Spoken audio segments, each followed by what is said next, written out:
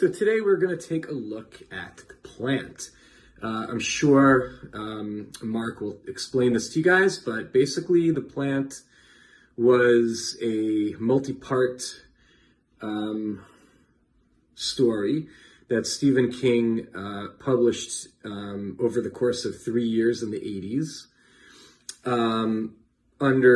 He created a press, his own press called Philtrum Press, probably because his Philtrum is pronounced.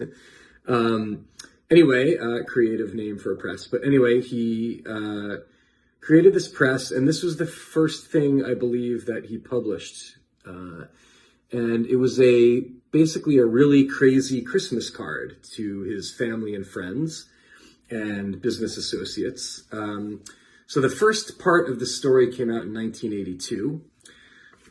It's a loosely bound, it's a bound, but bound by string pamphlet called The Plant.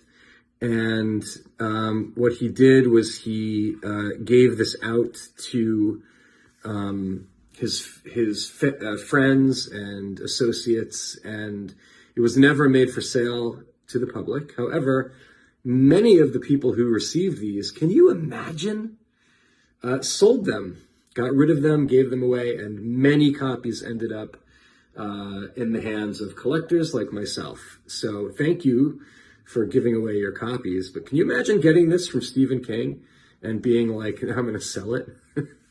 So craziness. But anyway, it was never made available to the public until the year 2000, when he rewrote the stories and put them online.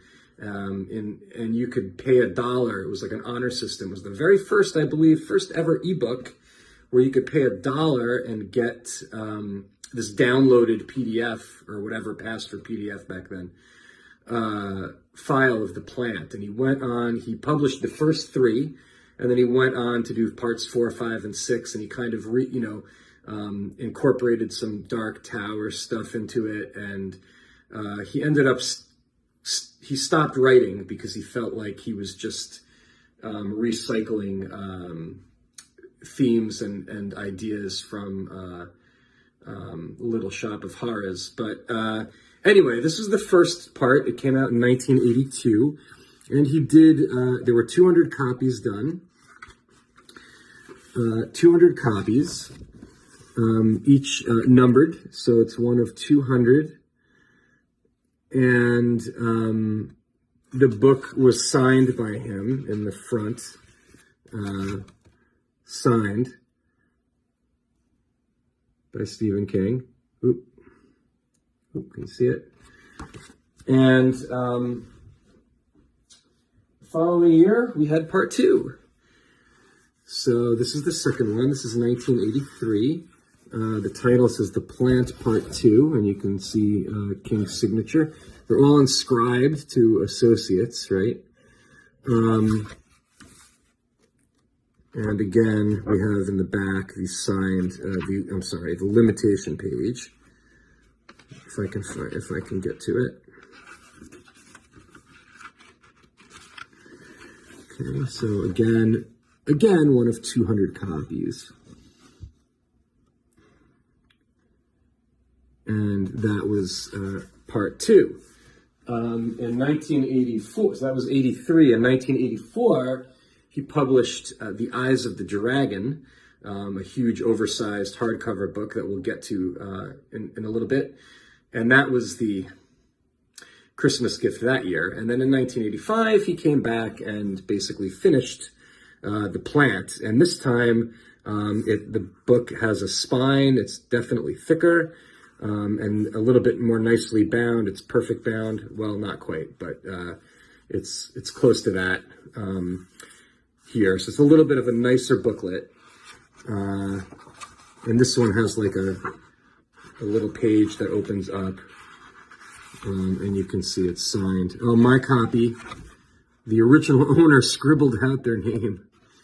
I guess because they didn't want anyone to know that they gave it away. Can you believe that? Look at that. They really did a good job scribbling out their name.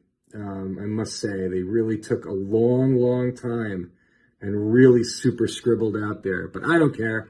Some collectors probably would want a different copy, but I don't care. And there's the inscription to somebody. And the limitation page is in the back. Let's take a peek. So again, one of 200 copies. So throughout all this time, it remained 200 copies. And I believe there were lettered ones. They looked exactly the same. I think they were, I don't know what the lettered ones were for.